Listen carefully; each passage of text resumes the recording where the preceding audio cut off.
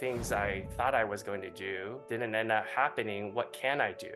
And to be very honest, when you're in an engineering school, you generally don't think about finance because from your perspective, it's not very rigorous, right?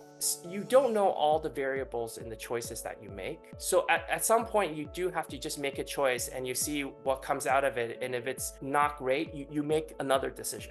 I have to steal something from Buffett. Be fearful when everybody is greedy and be greedy when everybody is fearful. Dividend investors generally have to make this trade-off. If you want to have a good dividend yield, then you have to actually contort the exposure that you have in your portfolio. Most people, their day job is not to manage money. So if that's not your main focus, buying the market and as cheaply as possible is probably the easiest thing to do. Our Tesla ETF is generating 25, 30% distribution, but we still have that 15% of like price appreciation. Really, really good renowned investors, they only have to be right slightly more than half the time to be really successful. Investors, welcome back to another go-round of Masters of the Market. Now, this week, I am fired up because we have none other than the CEO of Kurv Investment Management with us on Masters of the Market. Assets under management, roughly $15 million, Mr. Howard Chan. So, Howard, welcome to Masters of the Market. And I want to just toss the first question right over to you, ask you how you got to where you are today, and what exactly is your personal story? My story, wow. I think I have had probably a very unconventional story. So I was actually going to be an engineer, and I studied, electrical engineering, computer science. Thought that was the thing that I was most interested in, and I actually had a couple of internships in Mountain View in Silicon Valley. And it was, kind of regarding chip designs. And for the summer, I just sat in front of a computer designing something that I know that I won't see for 4 to 5 years. And I interacted with very few people. After that summer, I realized, wow, like I love the engineering aspect, the design and making sure things work. But this sitting in front of a computer and being pretty solitary is kind of not my thing. So actually, I made a change. So I thought, well, I'll keep the technical skills, but I wanted to, interact with more people and problem solves. And it ended up being, I became a consultant, a technical consultant when I finished school. And that was fine. But I think if many people know about consulting is, after you do a few projects over a few years, they all kind of looked the same. And then at some point you have to specialize in a vertical. And I was one of those people who was always interested in many things, and being stuck in a vertical seems to me a little stuffy. So I kind of had this sort of not a quarter life crisis, but I was like, well, the things I thought I was going to do didn't end up happening. What can I do? And I was living in New York at the time, and a lot of my friends were saying, well, you never kind of considered finance. And, and to be very honest, when you're in an engineering school, you generally don't think about finance because from your perspective, it's not very rigorous, right? Like if you have to build a bridge, you have to make sure like people can actually cross the bridge, and you have to think about all these things to define the risk and variables. And finance seems like, well, like today the market goes up, tomorrow the market goes down. How do you even like describe that, right? And if I had a crystal ball, I'd probably be a trillionaire, right? So I kind of just on a hunch, I kind of threw out my resume. Had no finance experience at the time. This was like a couple decades ago, and I didn't know anything about like the different companies in the financial world. And it just happened. And this is where I think luck in life does kind of play out a little bit. The first company that kind of took a look at my resume was actually Goldman Asset Management. I went into an interview, and I think this has been written a lot about, a Goldman interview, you're there for like 12, 15 interviews a day.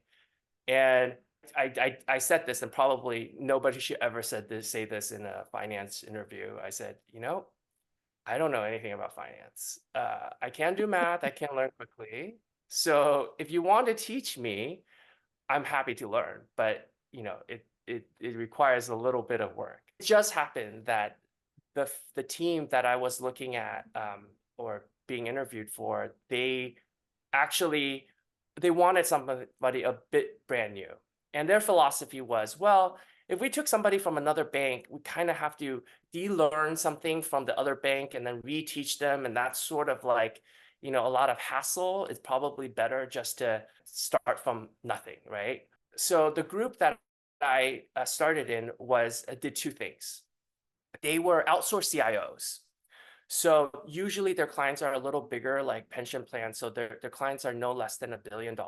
But what they did was they set asset allocation. How much bonds, how much equities, how much hedge funds, how much alternatives are you going to put in your, some X billion dollars of funds. And then the second thing we did was because we were doing asset allocation, there's generally sort of a wall where we wouldn't use Goldman funds or managers in the asset allocation. So we actually went out to the market to interview and evaluate non-Goldman managers. So I was actually also responsible of the team covering basically everything but equities. So that included fixed income, commodities, some hedge funds, a lot of quantitative strategies. And in retrospect, right, that was kind of the perfect place to be when you know nothing, because you get to interview all of these managers. How do they invest? What is their style? What makes them different? How does it work in a portfolio? So it was a great introduction to the world. And I was there for a while, and I will say my team was the friendliest, and there's been stories about various different banks, and in some ways again it's very non-conventional, because a lot of people start in finance on the sell side. They're either on the broker side or the banking side. I've always been on the buy side, which means I'm always on the investing side. So I kind of have to sort through what people are trying to sell me. Is it real? If it's not real, and then try to make decisions about that. After a few years, a lot of really good managers. You see everything from the 10,000-foot perspective. And I really, really wanted to say, okay, I know how this manager manages from like what their strategy is, but I don't know why they buy the security or buy that. And so I wanted to have a view on global macro, like why are how does Fed's decisions today make an impact in your portfolio? Monetary policy, fiscal policy, how do they actually translate to what's happening in the market, and how does that affect your portfolio? So at the time, and I think it's probably still the case, the two best global macro shop was either Bridgewater or PIMCO. And it just happened that they were looking for somebody to look and manage their global fixed income business. And so I decided that was a good opportunity. So I packed my bags up in New York and moved to Newport Beach, which is a very nice place to have an investment management company. And I have to be honest, like in New York at the time, this was during the financial crisis, like I was working, from 9 to probably 11 Monday through Sunday. I loved it. I loved it. I'm a little bit strange in that I get a little bit excited when something in the market goes wrong, because that's kind of an opportunity. It's like, oh, what in the market broke? And so during the financial crisis, I think that those few years, I've learned the most in my careers. How things can break, what doesn't work, what kind of risk people take that they shouldn't, what risk can you take that can be protected. So it was a great learning environment. So I got to PIMCO, and global fixed income is sort of what I call everything in the kitchen sink portfolio. So global, by its name, we had basically everything in fixed income world you can buy in a single portfolio. And again, now I'm looking through the securities, right? And again, it's like a great learning experience about like, oh, wow, like there are, the fixed income world is like multiple times bigger than equity, because every single bond is different, right? So you're just learning, you're like kind of drinking from a fire hose. I think one of the things, the benefits of working in a very big established firm is that generally the people there creates a framework that you can risk or investment framework that you don't really get if you're an individual, right? It's a lot of talking about, hey, I'm thinking this about my investment thesis, and somebody said, well, I think that's wrong, or challenges you. I think that could be go the other way. So there's a lot of like, I would say reinforcements or, challenges to your thinking that makes it better.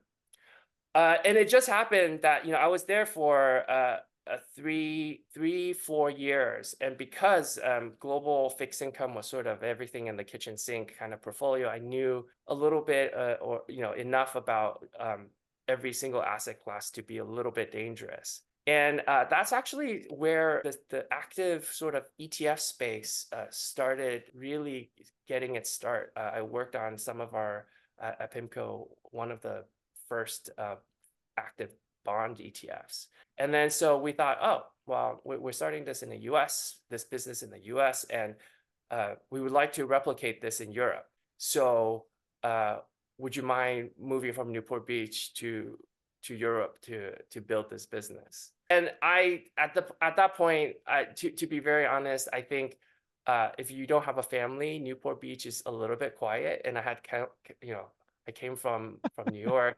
It's like, I think it would be great to have a little bit more randomness and things going on in the city. So I moved to London. The issue oftentimes when you try to replicate a business is you assume everything is the same. But in Europe, the ETF market is actually 13, 14 different markets. I think the equivalent of how I would describe it is as if every single state had a stock exchange, and you have to list your ETF on every single stock exchange, right? In the US, you have a few different places that you list your ETFs, and that like gathers all the liquidity and the volume. And in fact, that's one of the reasons why the US have a really strong capital market. The trading and the pricing and the listing is essentially in some ways fungible in terms of looking at what the trade volume is. But in Europe, it's a very fragmented market. UK had a different in the London Stock Exchange doesn't really communicate to the Deutsche Börse in Germany. So that was quite exciting for me, and I had thought it was a great opportunity because I wanted to see if I can build a new business in a big company from scratch, right? We obviously had certain advantages, financing and brand is there, but in a large firm that had a very established business, this was actually pretty unique to kind of start something brand new. And so we were really great. In the beginning, you have to, try to convince people to work with you, even internally. After 3 years, we were able to get our assets up to 5.5 billion. So it was a pretty fast growth. And by that time, when you have assets, people internally say, oh yeah, like how can we work together, right? I knew I wanted to come back to the US. And what they don't tell you when you move to sort of a different office is if you want to go back to your original office, they have to have a seat open for you, right? And PIMCO did want me and wanted me to stay, and they were trying to figure out a seat. But it was sort of during this, and this is a very long, this was during around the time when Bill Gross was leaving the firm. So that transition elongated to a kind of this time period where it was, I wanted to be back sooner. So I actually decided to take another risk, which is, I've been building this new business. I want to kind of do something related, but something completely brand new. So I actually went to moved to San Francisco to do some fintech stuff. I think that merges sort of my knowledge about finance and investment plus my engineering background, right? It's like, finally kind of come full circle. And it was there that I met few investors, VCs and other folks who had some issues about investing. And they were asking me, well, you have this background, like, how would you deal with it? And we kind of problem solves like, hey, you could do it this way, X, Y, and Z. It'd be kind of perfect in an ETF format. And then they said, well, why don't you do it start a ETF firm. And I was like, well, I've seen this movie before. I don't know if I want to watch it again, right? So I did, and this was a few years after I left. So I did actually talk to a few of my colleagues at PIMCO who I worked with to build the ETF business. And by that time, they had left also.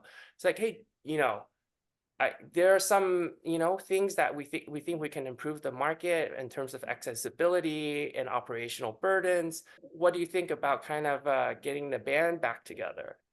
And most of them said, yeah, that sounds fun. So that's actually sort of the genesis of Kurv. In a company, you have people you enjoy working with and the people that, if you don't have to see them every day, you probably, you know, that would be fine. So, we kind of got together all the people I enjoyed working with and basically formed Kurv. And that's sort of the origin story of Kurv. And from this, we have actually a very specific mission. Our mission is, we have worked with some of the largest institutional investors, pension funds, endowments. And what we saw was that there were a lot of really good institutional best practices that either one is not accessible to all investors. And I mean that by advisors, smaller advisors, independent advisors, or even retail investors, self-directed investors. The reason why maybe it's inaccessible is either from a knowledge perspective or because there's sort of an operational or cost burden that only the largest investors can deal with. The extra component that we've noticed is there's actually some really amazing institutional strategies that are not tax efficient. But it's okay for really large institutional investors because they're non-taxable entities. So a pension fund or endowment they're not a taxable entity. So their strategies that they use in their portfolio could be as tax inefficient as possible. But once those strategies are used by taxable investors, then it loses some of its shine. So we're like, well, can we make these more tax efficient and have an institutional grade strategy that is available to all investors? So that's how we came with in all of the strategies that we have now in Kurv and the ones that's just about to come out, in the next few months. There's generally three qualities to the strategy. One is we think about tax efficiency. That's very important to us because right now, many people, the only way that can deal with taxes is on an after implementation basis. So many people have heard about tax loss harvesting and all that stuff, right? But those require loss, right? To me, that always didn't quite make sense. Like if you have loss, yes, you want to optimize that, but like the goal for investing is not to have loss, right? Like how do you have a tax efficient strategy that generates without loss? That's the goal. We generally have strategies that deal with derivatives. And here, the reason is many advisors and investors still, it's very hard for them to get ISDAs, which is sort of this agreement for you to manage collateral and margin and also how the derivatives work. There's certainly listed options now with clearings and exchanges that makes it easier, but there's still many sort of operational burden and risk management burdens that exist with derivatives. So we can manage the operational and risk burdens for derivatives and then make it accessible to basically all investors. And then the third one is actually a bit of a expertise, which is we look to do strategies that's cross asset classes. So you can see many of our strategies have equities and fixed income and derivatives in it so that we can navigate different market environments to kind of get the investment outcome that we want to design for. So those are kind of things we're in some ways, I think maybe my tech background a little bit is trying to problem that we want to solve for, we see sort of a barrier in the market and we want to solve and have solutions to kind of overcome those burdens. Yeah. Fascinating story. Honestly, the whole story, the only quote I was thinking about was a quote from Steve Jobs, whereas one can only really connect the dots looking back and not looking forward. And your story really does come full circle. I want to go back to actually the beginning of your story before we start talking curve and investments, because I think this is key for a lot of investors is risk. And written all over your story, Howard, is a lot of risk taking. So I want to ask you outright, as an investor, should we be risking big from the get-go, or should we actually be staying a little cautious with our investments and go directly to ETFs? I think that depends on your age and in some ways experience. I think when you're younger, you can make more mistakes. And I think that the statistics that I have read in the past is like really, really good renowned investors, they only have to be right slightly more than half the time to be really successful. And that's like, slightly over 50%, right? And of course, we're not all Buffetts. And I Sure. think the way I think about risk and this is actually very informed during my time at Goldman and PIMCO is, there's your asset risk, which in some ways, for instance, fixed income is very well defined, and we can definitely deep dive this into the future, what that means. And that's like actually a risk framework that I don't think it, and maybe one of the things I do want to, as an aside, is, when I started at Goldman to try to, outside of work, try to learn as much of this as possible, there was nothing. There was nothing to learn about how good managers think about risk and return. You have the CFA that kind of gives you a framework, but that is really not how like professional investors think about it. Part of what I try to do is try to explain how we think about these risks. And so for me, I think there's your investment risk and there's your personal risk, right? So your investment risk, in some ways, if you lose some money, you want to make sure basically, for most cases, that your return profile is risk and return profile is asymmetric. So meaning like what you could lose maybe is completely kind of outweighed by what you can gain. I think that to me is how I sort of look at my portfolio. Maybe that's the consistent thing, and how I look at the portfolio and also sort of life decisions in some ways, right? And as you get older, you tend to become more conservative because there's less time. Time is also a form of sort of capital, right, in your life that you have to consider. The choices that I've made, and actually maybe I'll go into what I thought about at the time I made these choices from like a risk return, right? When I was at the consulting, I kind of was like, I was so bored, right? And so if I had really picked anything, like my downside would have been fairly minimal because like I would have been learning something else. And to be honest, I was probably pretty dumb when I was young.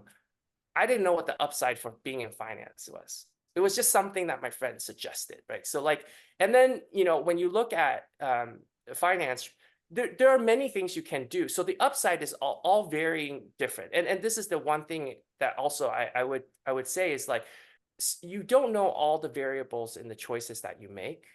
So at some point you do have to just make a choice and you see what comes out of it. And if it's not great, you make another decision, right? So like there's always self-correcting kind of mechanism that you need to exist. By the time I made the choice to go to PIMCO, it was actually not that risky, right? Because I'm kind of going from one good firm, from a career perspective, from a good firm to another good firm, and it's more aligned with what I want to do. So the upside was sort of only up. So that's asymmetric, right? Then my decision to move from Newport Beach to London was also very, in some ways, asymmetric, because my downside is, okay, I'm moving from within the firm to do something that is very established. So by the way, at the time, global fixed income was $450 billion business. So I'm moving from a very well-established business to nothingness, right? But if I failed, like maybe I get fired from PIMCO or I just move to another business unit, right? There is a downside, right? If I get fired, it's not great, but I think I have enough expertise where like that could be minimized. But the upside was I get to learn about a whole new market build something that somebody rarely can do at PIMCO, and then develop a lot of things that nobody really would have that experience. And being in Europe, I don't have a natural connection to Europe, so it was a whole new kind of world, at least when I was young, to kind of explore a whole new continent. That to me, it was sort of asymmetric also. So I think that for me was kind of how I thought about all these decisions in my life. Yeah. Much deeper than what meets the eye, I almost feel like. Now you also you spoke a lot about macros and how much you personally love macros. And I'm a huge fan of macros myself. And something I typically say in my videos is macros matter. I'd love to ask you, and I usually ask this question further on in the interview, but I'm going to ask this one now. How much do macros actually play a role in your investment strategies? And should they play a large role in the everyday, average Joe investor strategy? Yeah, that's a really good question. I think it depends on what asset class, and asset classes that are closer and closer linked to monetary policy, macro influences does have a larger and larger factor to it. And as you go from risk that is further out, then macro becomes a little bit, or I would say it's not as strong of an influence to determine asset prices. So I'll give you an example. And this is sort of the risk framework that I would say PIMCO and I think about, right? So you have sort of risks that you can layer on. If we start with what traditionally investment management or folks, investors think are kind of risk-free assets, treasuries, right? Sure. These are the closest to tied to monetary policy. So where the rates are will determine what yield and the pricing of the bond. And actually, if you think about actually not using treasury as the basis of if you think about linkers, inflation bonds as the center, because if you think about inflation bonds as producing a real yield, so kind of something that's tracked to maybe growth. So your growth projections will definitely affect the real yield of the inflation bonds, right? Sure. And then the two things that's very important to consider is growth inflation. So now if you add a layer of risk, which is inflation risk, you actually get nominal treasuries. If you add basically credit risk, then you get corporate bonds. So every layering of risks, you get more, you should get more yield to compensate for the risk that you take. But also, the further, these are the closest tied to monetary policy. So having a good understanding of macroeconomics and the trends is very important. But as you go further and further out, maybe small cap equity, where it does have effects. So like what is the financing rate for a small company does matter, but there's a lot of other variables to consider, like supply and demand, labor costs, these things that do ultimately tie to fiscal policy. But a small business may not care about inflation in the immediate term, but as inflation flows down, maybe like the marginal inflation does affect the business. But a lot of times small cap companies move based upon liquidity of the stock, and there's technical factors to those asset classes. So I wouldn't say macro doesn't matter, but it would be not as directly impacted as a treasury bond to what the Fed is going to do, in the next, quarter or 6 months. So yeah. Sure. Now, a lot of investors start off investing. I mean, they get hooked with just diving right into some of the, Magnificent Seven players, the growth oriented stocks that are out there, to what I always like to say, get rich by Tuesday, or at least try their odds at doing so. And I want to ask you about process and picking stocks and how exactly one should go about their process. Probably index funds makes the most sense for people who don't do this every day, because like it does take an immense amount of energy and attention to really follow what different sectors of the markets are doing. And most people, their day job is not to manage money.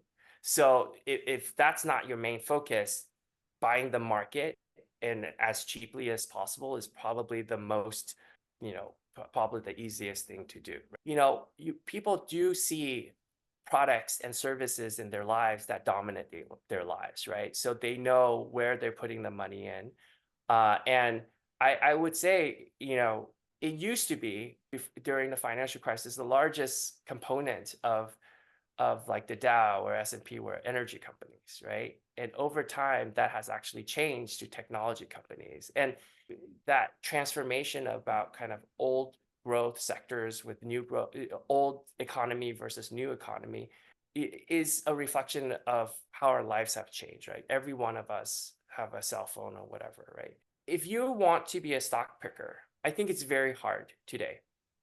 And the reason is because information is very readily available, and you want to have some sort of edge in information. And that's generally very difficult in today, where you can just type in Google. Maybe you can even ask ChatGPT for some information. I don't know if it's correct, but information now is much more easily accessible, right? So you need to figure out sort of what is the information edge that you may or may not have, that advantage that you have over others. I think that's hard. But I think one thing that the investors can do is pay pretty table stakes, and everybody should do this, is an investment, generally you should understand in what environment it will do well and in what environment it will not do well. So, I can do this with the strategies that we have. I'm generally like pretty clear about when you would use this. And all strategies, there's a moment where it will work well, and then there's probably market environments where it won't well. As long as you know what that's actually kind of defining the risk of your investment. I think that would actually help you manage returns and risk in your portfolio much better. Um, Sure. and just to be direct, I do generally have a longer term horizon for investments. I think it's really some people will say they have great timing. They maybe bought Nvidia the day before they announced they're making, the next set of AI chips. But the question is whether that's repeatable. To be a good investor, you want to have something that is repeatable, and that I think will be success. And I think, and this is hard, patience is oftentimes what makes a really good investor. Define the long term for us. How long is long term for you, Howard? Yeah, I think thematically, you should have something that plays out from like 3 to 5 years. You could, I think what you can do is if a strategy works better than you expected in a shorter period, you might cut down some exposures to reap some profits. If it doesn't reflect the thesis that you have, then you can cut your losses, right? But as long as your thesis is still pretty strong and hasn't really played out, like I would hold steady and think about what you would expect kind of the world to be on a macro basis. I'm talking about macro on a 3 to 5 basis. Now, cyclically, which is really around like maybe the next 6 to 12 months, certain themes might play out, and that could be more tactical positions that you can put in your portfolios. I have a question for you before we unpack Kurv, because now I'm really excited to get into Kurv, all the investments that you have out there, especially because they're income producers. But when it comes to investing in and of itself, and you've picked stocks, you have these Yeah. stocks in your portfolio, you haven't quite decided to go towards the ETFs. Is there a number that we should stay focused on? Because with ETFs, right, you're not just investing in one egg, you're investing in several, and they're all in one basket. But some of us like to pick the stocks, have it in our basket. Is there an ideal number for us to manage, or should we just really stick to ETFs? Because as you said, right, unless it's your job, it's going to be quite difficult to really find those needles in the haystack. I think if you have like 20, 30 names, is pretty diversified. Some people even have fewer. I'm not trying to buy the market, right? So I have specific investment thesis. There's some stock I've actually held since the financial crisis that, I've never sold because they just have been doing quite well. And I also don't look at just equities because I do, I think, just to go back, I think certain adages is true.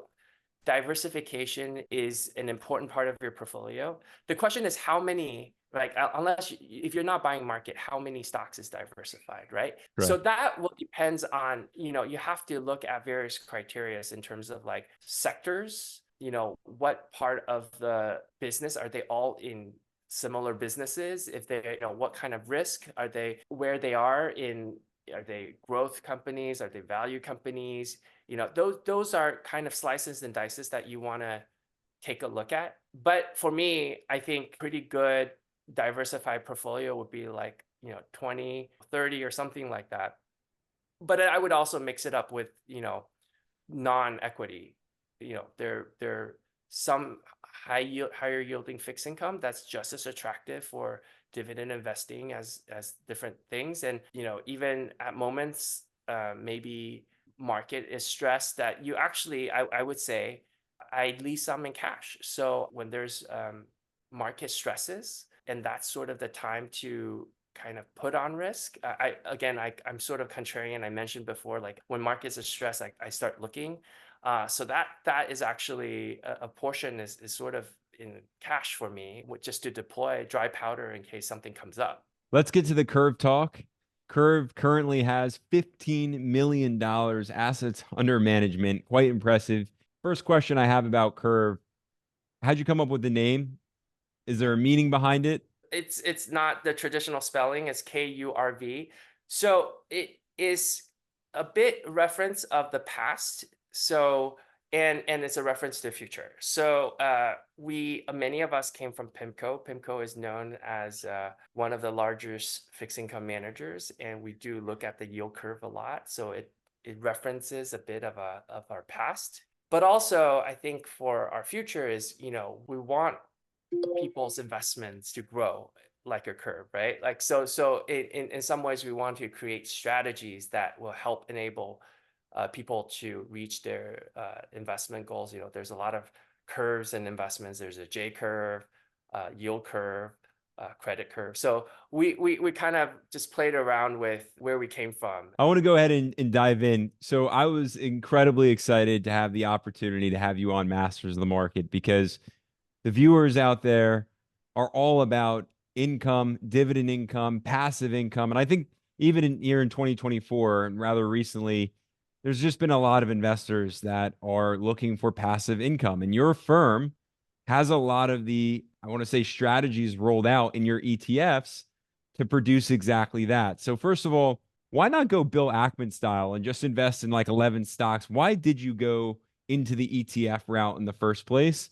And then I'll add to that, why covered call strategies and the income producing strategies as opposed to, say, just the traditional index fund like route? I'll answer the second question, which will lead to the answer to the first question. Going back to what I mentioned in the beginning, is like we were really trying to look for solutions, right? And so one of the things that ultra high net worth individuals and some institutional portfolios do since the 80s was that they were writing cover calls to generate additional income in their portfolios. And this is a very institutional thing that people do it. And the flow would generally be like this. A high net worth individual will call his advisor and say, hey, I want you to write some cover calls. I want some additional income in my portfolio. The advisor kind of scrambles, look into the portfolio of 20, 30 names. Which one should I write? And then here's sort of the issue. If you're at a large advisory firm, maybe, some of the big brand names, right? You might have a dedicated execution desk. So you ask them to execute, but you need to be able to trade options, right? And then options has finite life, right? It's not a stock where you can maybe potentially hold forever. It has an expiry. It will expire and you have to buy another one. And so you have to constantly risk manage and monitor your portfolio, and you have to actually constantly execute, right? And so those advisors don't really have the capacity to many advisors don't have the capacity to execute and then monitor the risk. So it becomes not scalable for their business. So that's why they only did it for their largest ultra high net worth clients. And for smaller advisors, maybe an advisor that has fewer clients or clients that has a bit of less assets in it, they don't have the dedicated execution desk, and they definitely don't have a risk framework to monitor the risk for the option. So they cannot offer the service to their clients. So what we thought was, hey, this is something that institutions, ultra high net worth individuals have been doing for a while.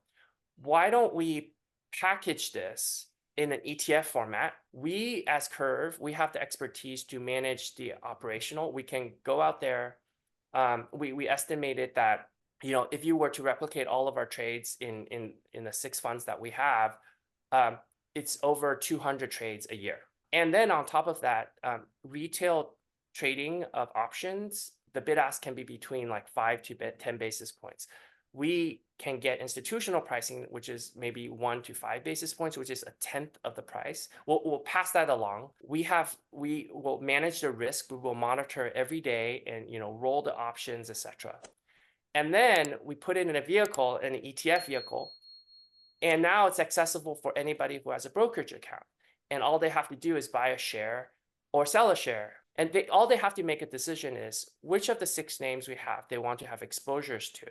And then when they buy in, they can have sort of the strategy in their portfolio.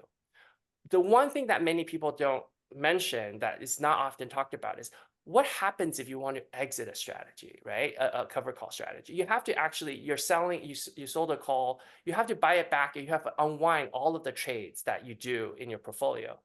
That is many, many different trades just to get out of the strategy, right? Again, going back to there's certain strategies in different environments that work well and doesn't. And so if you're in an environment that doesn't work well and you want to exit that strategy, it's a sort of actually a headache to exit that strategy. So now, instead of unwinding all your trades, you can just sell a share of the ETF and you can exit the strategy. So that's why we put it in ETF format, because it is a way in which it becomes accessible to all investors. What would you say to the investors who are out there that say, I can go to the ETF route, and then once they get there, it's the question of fees. And if you go to the bigger dogs in the game, right, say your Vanguards, your Schwabs, they're coming out with their low fees, and then we can go to these a firm like Curve, bit higher of a fee, but what's the benefit?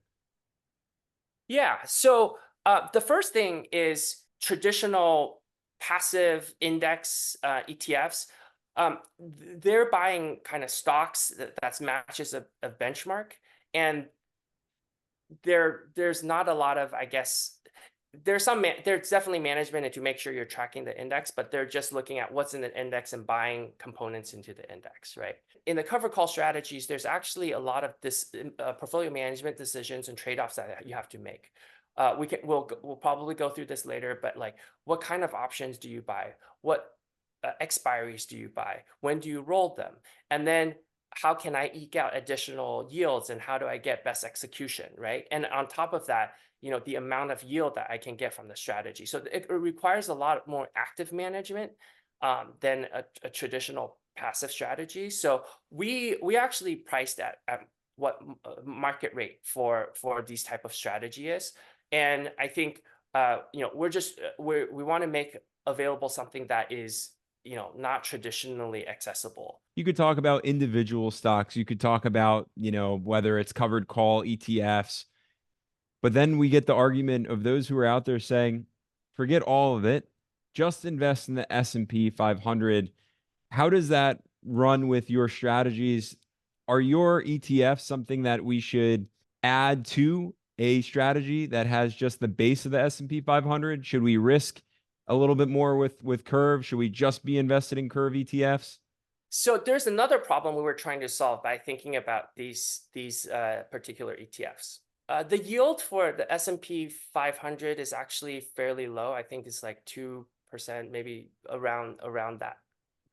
And part of the reason is actually because a big chunk of the S&P 500s are technology companies. I think almost like 40, 50, 60%, like depending on what you consider technology companies. And there's a quality of technology companies that they generally don't distribute dividends, or if they do, it's very, very low. Right? So that brings down what an S&P 500 dividend yield is, in an index, right? And dividend investors generally had to make this trade-off, which is if I want to, and you can see this in some of the dividend ETFs, the basket ones, right? If you want to have a good dividend yield, then you have to actually contort the exposure that you have in your portfolio. Meaning you have to underweight technology because you have to reduce the non-distributing or low distributing dividend. And then you have to basically overweight either some of these sectors like financials, energies, and utilities, which generally as a sector, you can always find exceptions in these particular sectors. But as a sector, those are generally the higher dividend paying sector. So in some ways, you're contorting the exposure of your broad market to what I call the old economy: banks, financials, utilities, energy companies. These are things that have done well in the 80s and 90s, and you're underweight sort of the growth engine of the economy, which is tech, which is kind of growth of the future, right? So one of the reasons why we did the names that we did, and we picked, so we have 6 cover call ETFs, all of them are basically technology names, is we actually wanted to make that trade-off a little bit easier.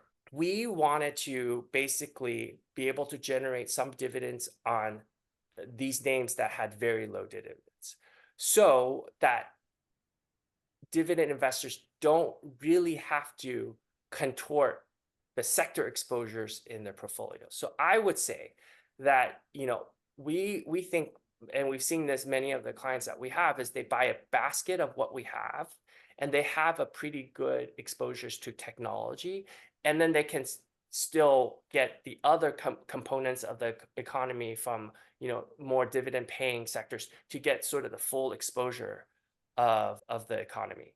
That is meant to be a complement to other essentially kind of dividend distributing funds out in the market. Yeah, so I think we designed it that way, so that people can use it as such.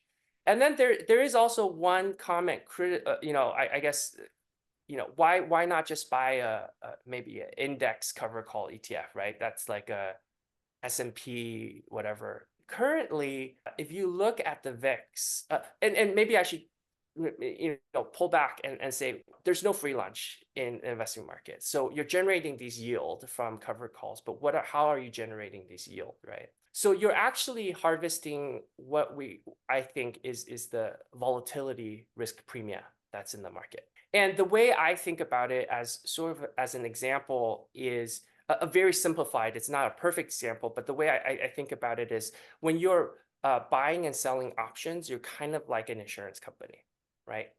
So if you're an insurance company and all of the policies you issue, the premiums that you're like gathering, should equal to the amount of claims you're paying out plus whatever the operational cost of running like the insurance company, right? Like those two should be equalized, right? If everything is perfectly priced in the market. But obviously, insurance companies make a lot of money. They have a lot of float, right?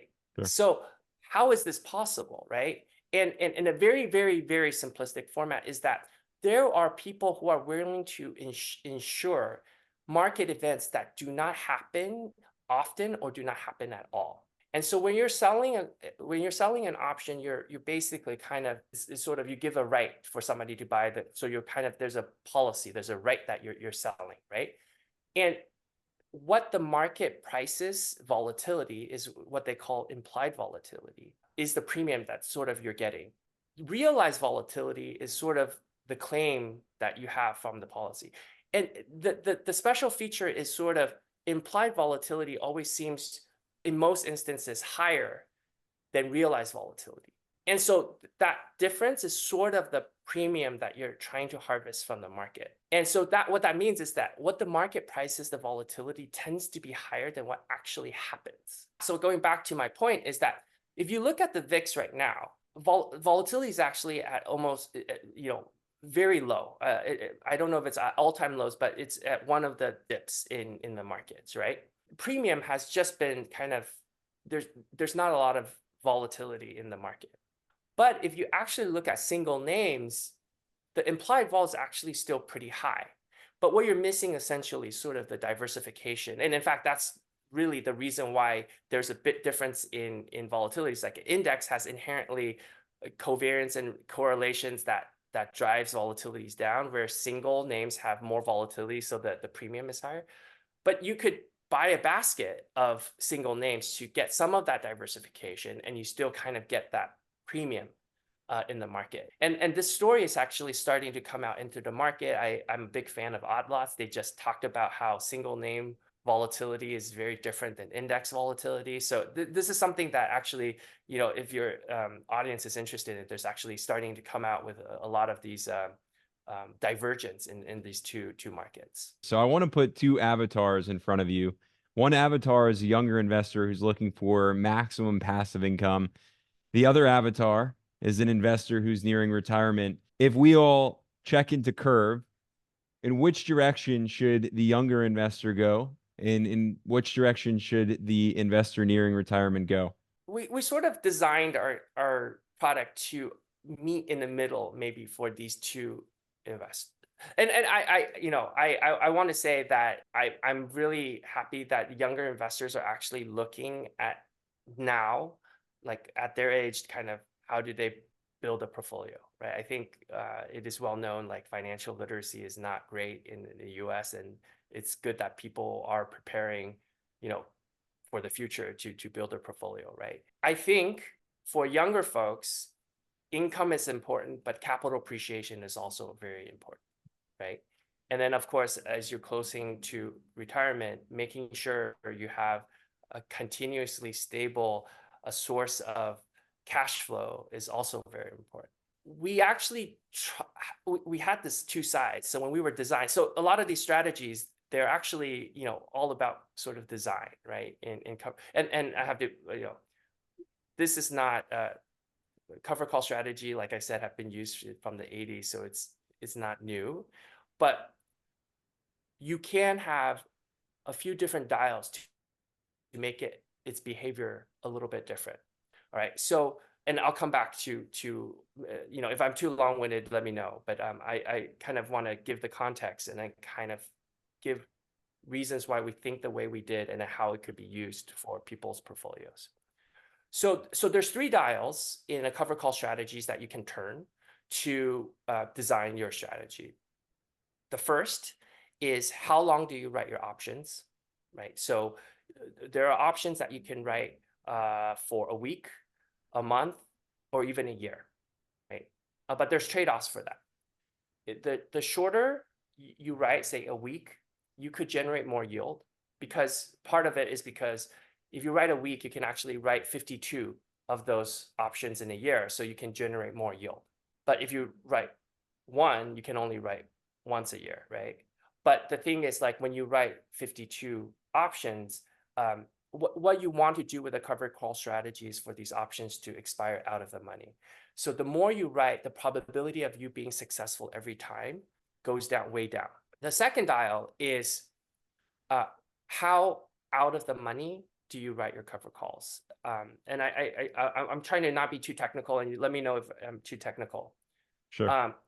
So the options, let's say Apple's stock price is at 100. You can write your option at 100, or you can write it at 120 or 140, right? The closer you are to where the current stock price is, generally, the higher the yield that you have. The further out, higher than the current price, the lower the yield. There's again another trade-off, which is the closer you write at the current price means there's a higher probability of the option being expired in the money, which means you don't get the premium that you want. The further out, it's lower yield, but the higher the probability that Apple is not going to go up 50%, in a period or a month or something like that. So it's most likely it's going to expire out of the money, but the yield that you get, the people willing to pay for that is very low. So there's like a trade-off, inherent trade-off that you have to do. And the third is how much cover calls do you write? So if you have $100 portfolio, you can write $100 worth of cover calls, or you can write 50% of cover calls. Like, so that the less you write, obviously, the less yield that you get, but you have more upward price potential, right? So Sure. those are the three types. So I'll tell you where we think the current sweet spots are, and I'll go back to where this fits into the two avatars portfolio.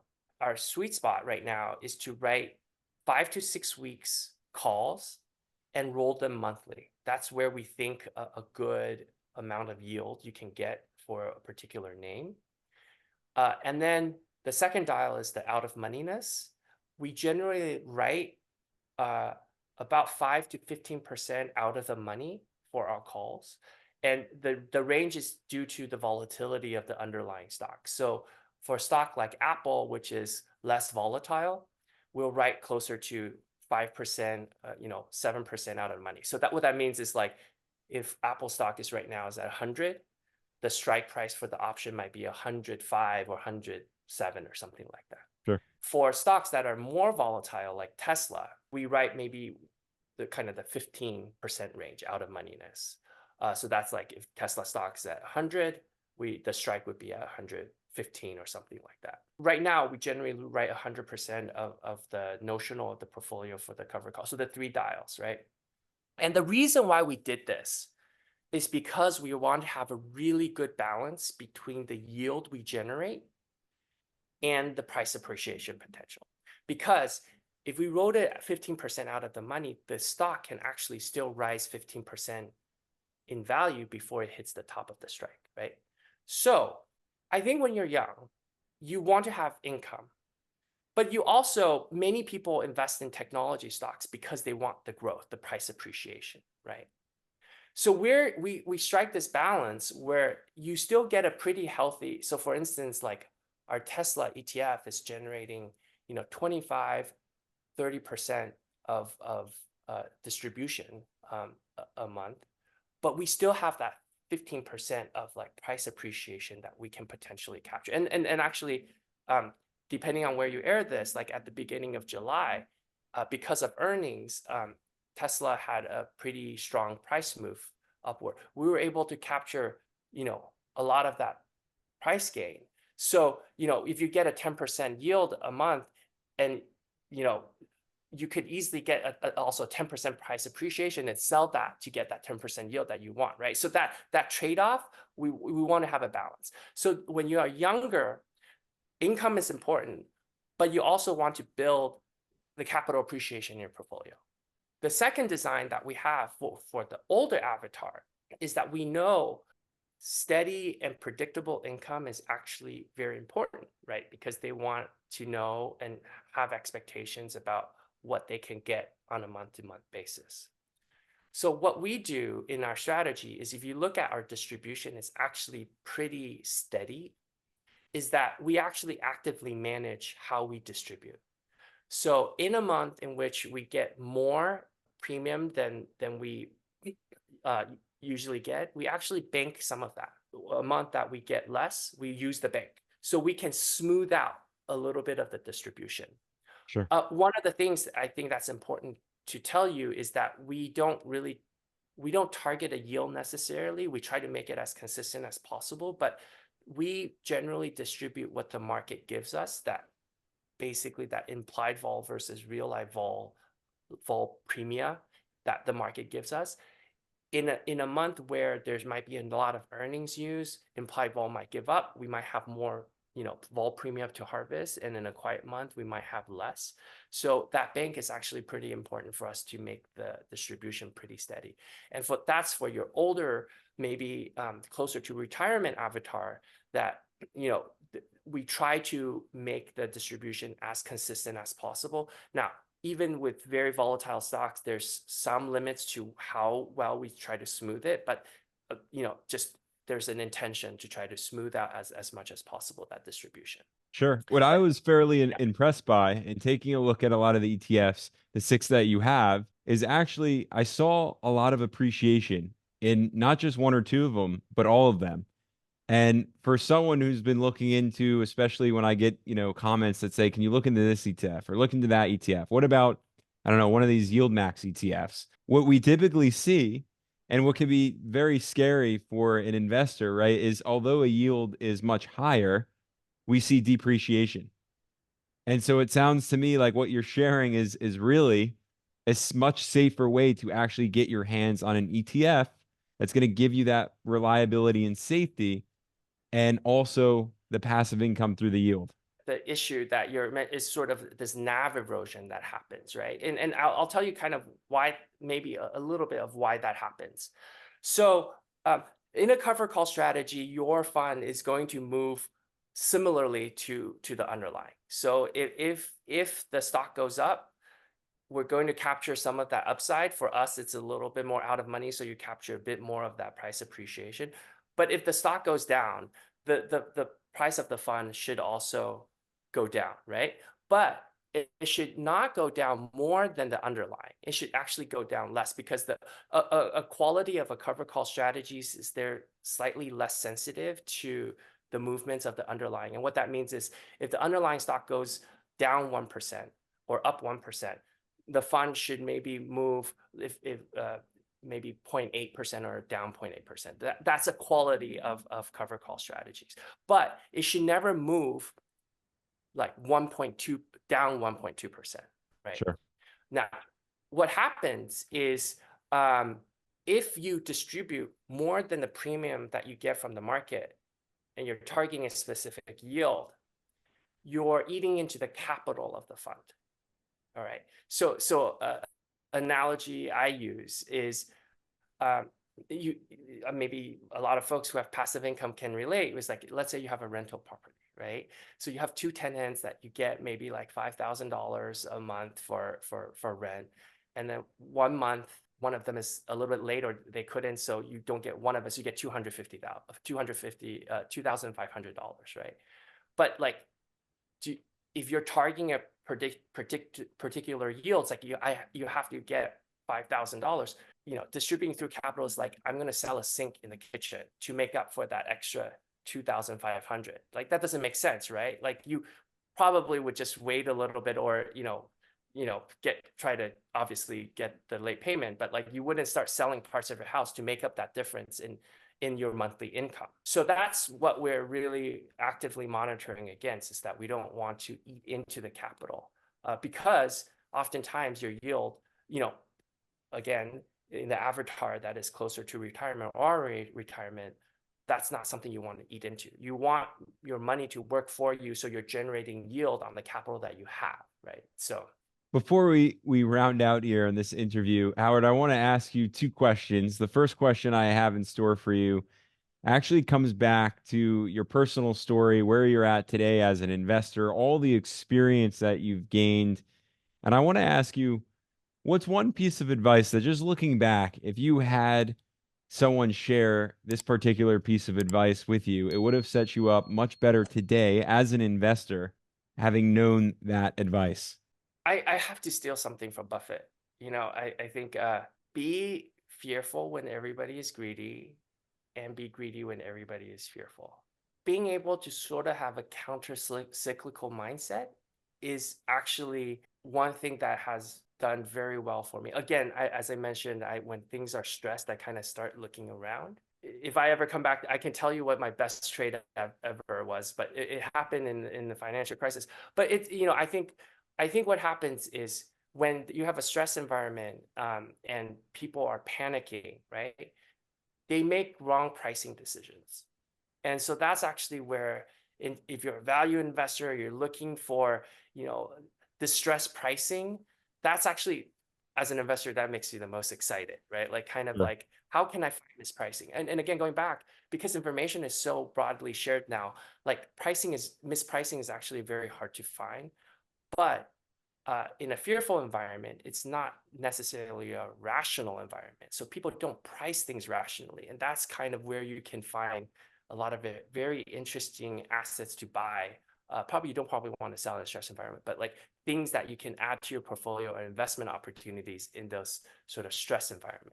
Last question here for you, Howard. I always love to give each and every Masters of the Market guest $10,000 to invest in a individual stock or an ETF of your choice to hold for the long term. So from you, we got a 3 to 5 year, perhaps, window.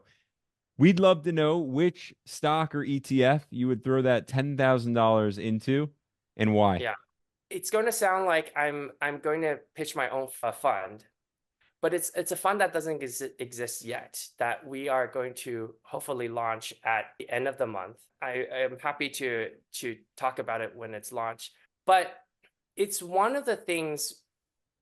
There's a few, I think, open questions about cover calls that always bugged me in the market, and we were trying to figure out how we can better use it. And again, I want to actually just go back, right?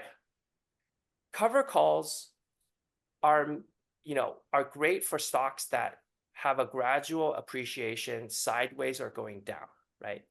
You are For stocks that have sudden jumps, cover calls are not good for those scenarios because you're capping some of the upside to generate income. The question is, would you ever write a cover call in the last year for Nvidia or some stock that has huge price appreciation potential? Doesn't seem like that would be a good scenario, right? For I have to speak for myself, right? Everybody's financial situation is a little bit different. So how do you actually make that decision of when to switch it on and switch it off? And can you still have exposure to Nvidia to get the price appreciation plus the income? So we think we found actually really cool kind of a mechanism and strategy in a upcoming ETF that kind of solves that answer. And actually, like, I would never necessarily hold a cover call for 5 years because I think that would lose out a lot of the upside, especially in tech. But I also, one of the things with investing in tech is like I almost get no income. So how do I sort of straddle these two things? We have the first six that they're tools so that you can put them in and out of your portfolio to make that decision, but people might not necessarily want to make those decisions. Sure. So I think we have some really kind of cool, that's actually where I would put the money in for the next 3 to 5 years, because it is meant to be a long-term secular exposure in the portfolio. Yeah. Well, I'm excited for that new product to roll out. And I'm also here sharing with you that I've had plenty of CEOs here on the channel with me. And actually, many of them have mentioned that they would dip into the S&P 500 or elsewhere. So I have to say that I love the conviction that you actually have to invest in what will be your latest product. Investors, if you have not heard of Kurv, if you don't know their ETFs, go over to Kurv's website.